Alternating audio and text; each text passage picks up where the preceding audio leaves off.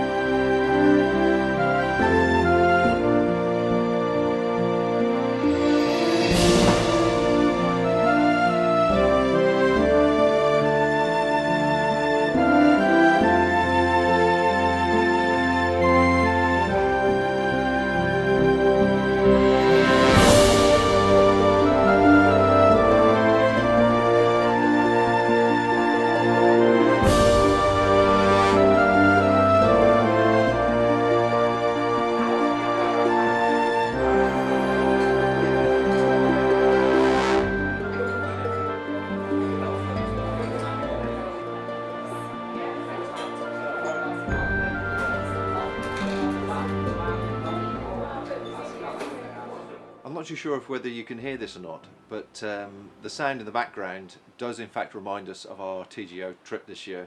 It's just pouring with rain as I record this. So let's have a look at my accessories. We've covered the rucksack and the clothing. We'll come on to cooking system in a while, but I thought I'd just go through the accessories that I took for the trip this year.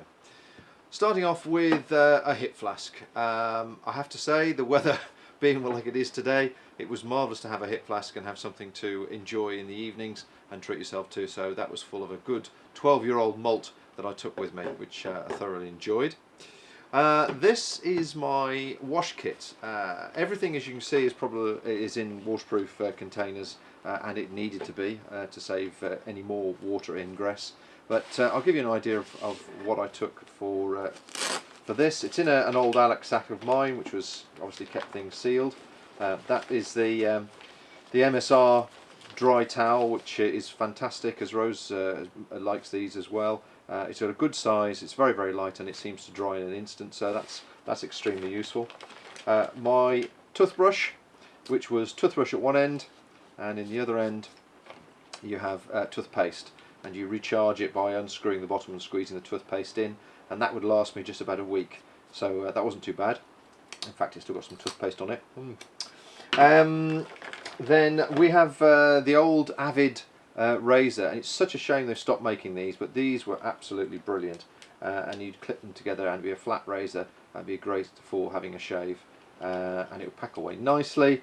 I don't know what the full story is, but sadly Avid stopped making those some time ago, and I've just got a couple spare just purely for trips.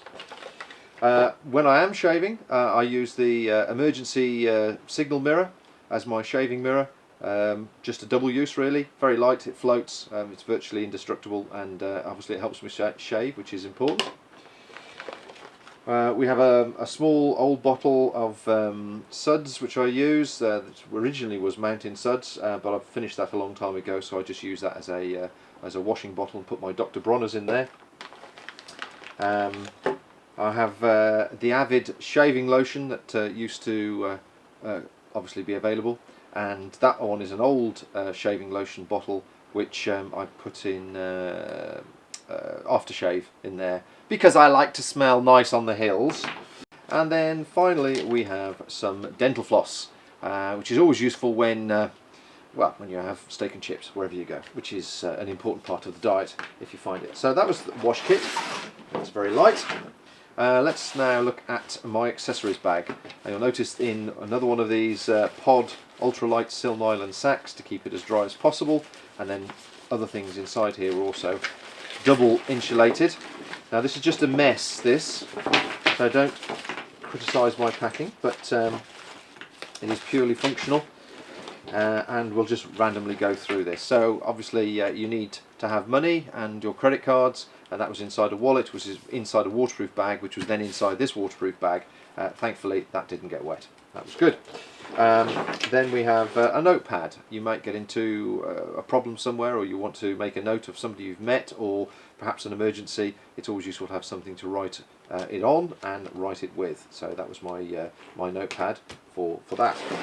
Coming back to these, this is just a small little pouch with sunglasses. Yeah, right. So we'll pop those away. Right, then we have the electrical bits and toys. Where are we? There and there.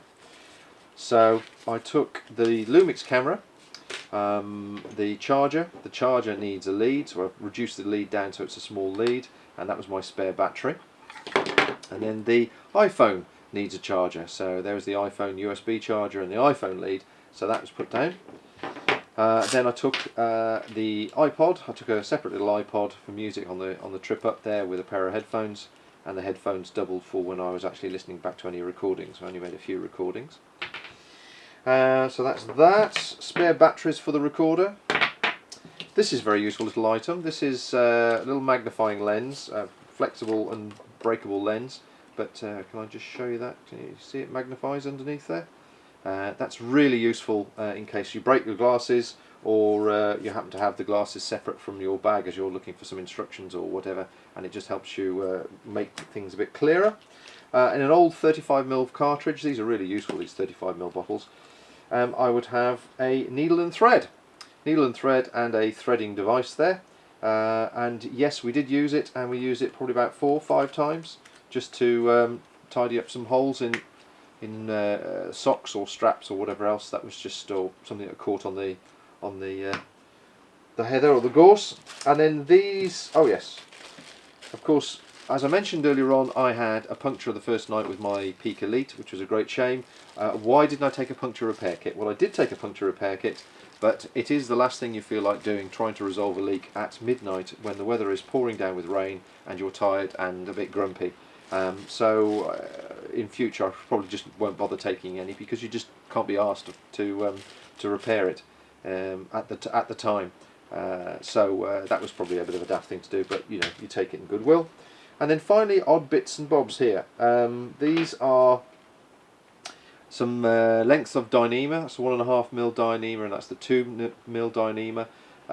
And this is always useful just for holding things together. And as you saw on the foot gaiters, the elastic at the bottom of the foot gaiters broke, so I replaced it with a Dyneema, so that was useful to have. And this was shock cord. This is the standard 2-3mm shock cord. Was it 3mm, I think?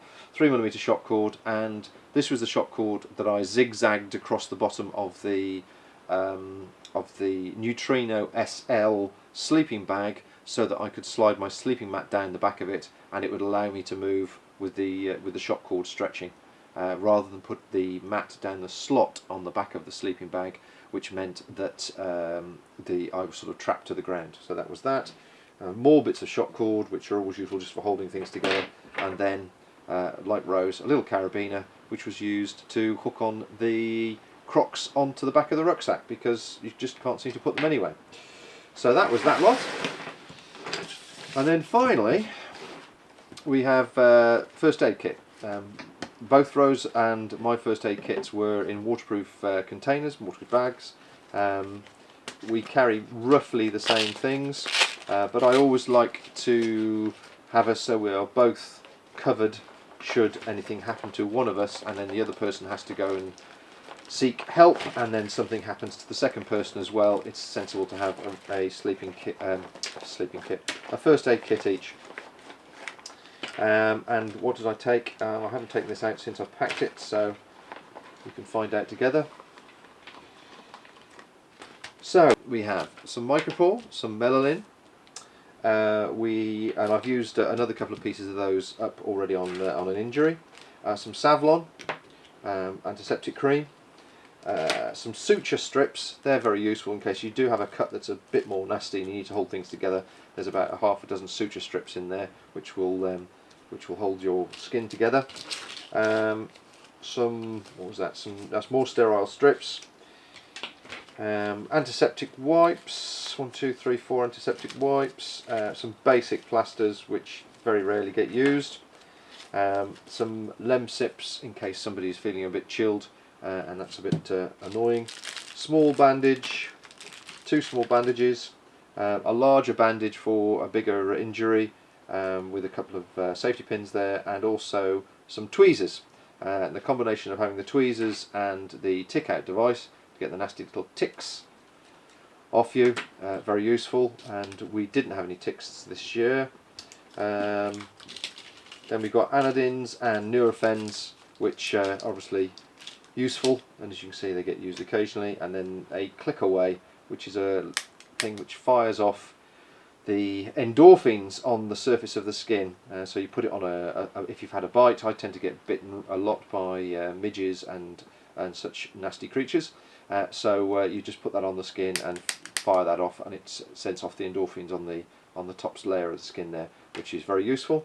And a pair of blunt nose scissors to cut the various items with. I use blunt nose scissors because I used to have pointed scissors, and they went right through the first aid bag and through the rucksack as well, which was a bit annoying. So that's my collection of first aid equipment and the handful of accessories. That was pretty well it, bar the other systems.